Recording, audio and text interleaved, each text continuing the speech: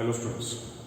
So we shall continue with the next part, that is incomplete dominance in Snapdragon, also called monohybrid cross in Snapdragon.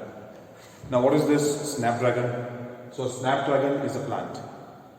It is a plant also called as dog flower or Antirrhinum species. So Correns, a scientist, observed incomplete dominance in this plant. So what is this incomplete dominance?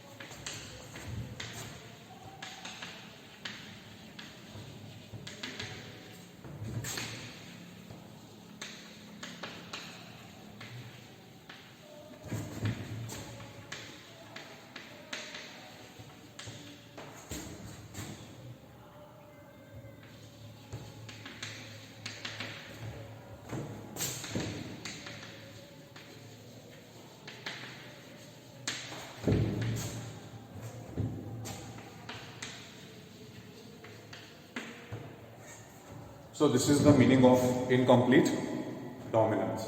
So incomplete dominance is a condition where a dominant gene is incompletely dominant over the recessive gene, and this produces a phenotype in the offspring, and that phenotype is intermediate to both the parent plants. So that is called incomplete dominance. Now here it is also called monohybrid cross in Snapdragon. It is called monohybrid cross because in this cross a single character was considered, and that single character was the flower color in Snapdragon. That's why it is called monohybrid cross. So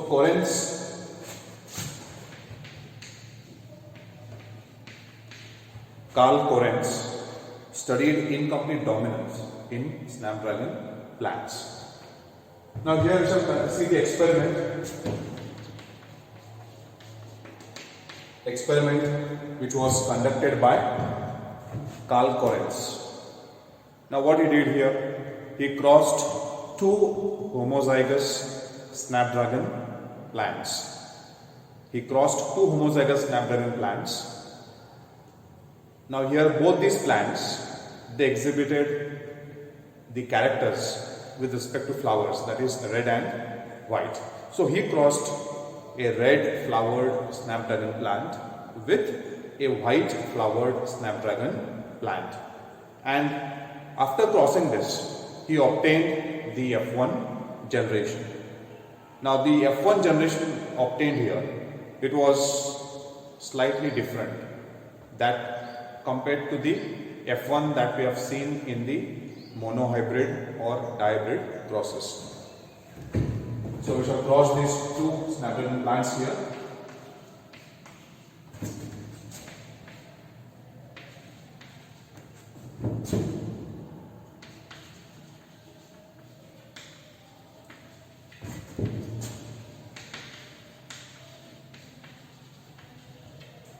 So this is a cross, and that represents the parental generation. So these are the two parent plants, Snapdragon plants. So this plant, it produced red flowers, and this plant produced white flowers. Now here, this plant is homozygous, even this is homozygous. Capital R here in Snapdragon, it indicates a dominant gene, the dominant gene which controls red color of the flowers. Small r is the recessive gene in Snapdragon that controls white color of the flowers. So these are the two parent plants which were crossed. Now the next step is the gametes. So gametes produced by these two plants. All gametes have dominant gene in this case, and in this parent plant all gametes, they had a recessive gene. So one type of gametes are produced because both the plants are homozygous. The next, the fertilization, that is fusion of gametes. So both these gametes, they were fused to obtain the F1 generation. So the F1 generation, the first generation after crossing the parents. So it was, so this is the F1 generation, which was heterozygous.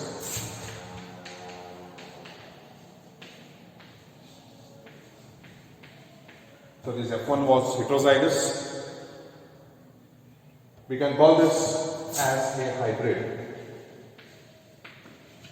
because both the parent plants are homozygous. So this is a heterozygous offspring, which is a hybrid. What is the phenotype here now? This is very interesting. So phenotype here, it is not red. See here, according to law of dominance given by Mendel, this F1 has to be red. But here, Snapdragon plant does not obey the law of dominance. Means this plant doesn't follow the law of dominance.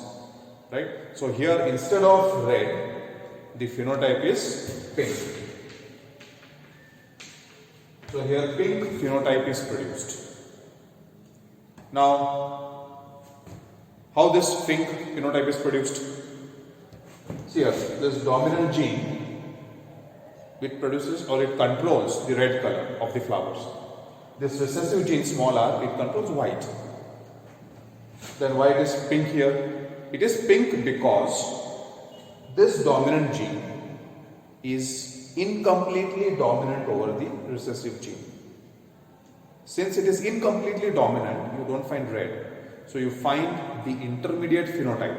Intermediate means in between. Now see here, this capital R is responsible for red. Capital R, that is dominant gene in Snapdragon, is responsible for red color of the flowers. Recessive gene, it is responsible for white. So when there is incomplete dominance, it is neither red nor white. So if you plus this red and white, what you get? You get pink. So little red, little white, you get pink. So pink is the intermediate phenotype, right? So from this we can understand incomplete dominance takes place in Snapdragon plants. So now what this Correns did, he selfed the F1 generation, or he selfed the F1 plants. So we shall self the F1 plants here. So these are the two F1 plants which were selfed or crossed. Now the gametes, since they are heterozygous, they will produce how many types of gametes? They will produce two types of gametes, like this. So two types of gametes are produced here. Now we shall substitute these gametes on the Punnett square to obtain the genotypes of F2 generation. So here first two gametes, they can be considered as the male gametes. Next two gametes can be considered as the female gametes. So the two male gametes, two female gametes. So how many offsprings you can obtain here? So 2 into 2, 4. So 4 offsprings are obtained. So in the Punnett square, we will show 4 boxes to write the genotypes of the 4 offsprings from this genetic cross. So this is the Punnett square. So in this we shall show 4 boxes. So these are the 2 male gametes, these are the 2 female gametes. These gametes are fused to obtain the genotypes.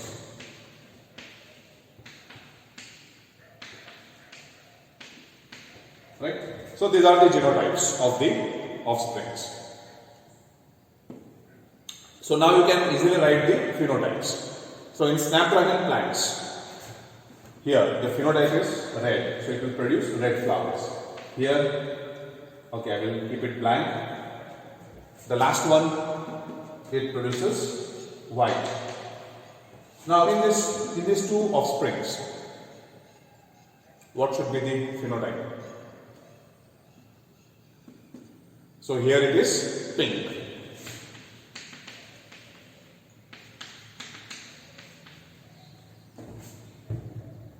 So Correns obtained the result something like this. So now if you see the ratios,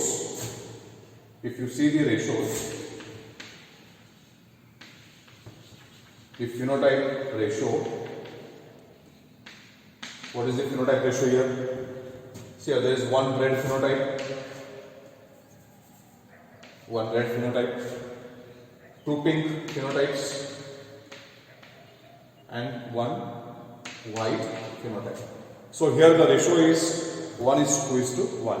Then you see the genotype ratio.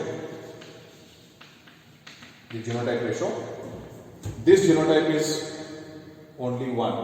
So it is 1. See this genotype. So there are 2. And this genotype is only 1. So here phenotype and genotype ratios are same. Now, if you observe these two offsprings which have produced the pink flowers, both are heterozygous.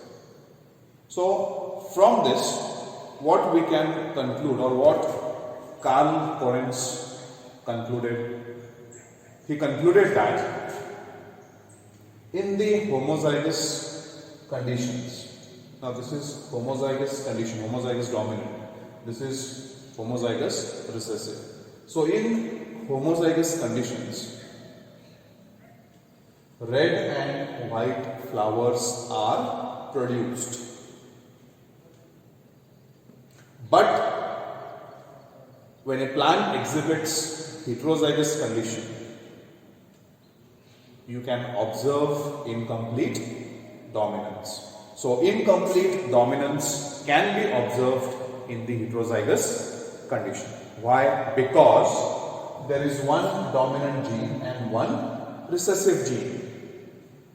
So when one dominant and one recessive genes are present, the dominant gene is not completely dominant over recessive gene, or the dominant gene is incompletely dominant over recessive gene. So the phenotype produced is intermediate. It is neither red nor white, it is pink. So pink flowers in snapdragon indicates incomplete dominance that takes place in these plants.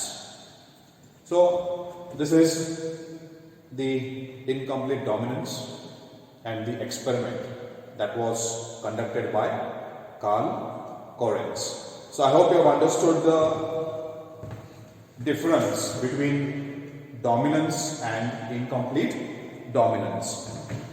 In case of dominance, one gene in a pair prevents the expression of another gene in heterozygous condition. In simple words, imagine a plant having this genotype. If this plant obeys law of dominance, here the phenotype has to be red, because dominant gene is completely dominant over recessive gene. So this is expressed, this is suppressed. So phenotype has to be red. But in case of incomplete dominance, so imagine a plant, right? Imagine a plant. If it exhibits incomplete dominance, then the phenotype has to be pink, because this dominant gene is incompletely dominant over recessive gene. So intermediate phenotype is produced. So this is the result obtained in case of dominance. This is the result obtained in case of incomplete dominance. So with this we shall conclude this video and we shall continue in the next video. Thank you.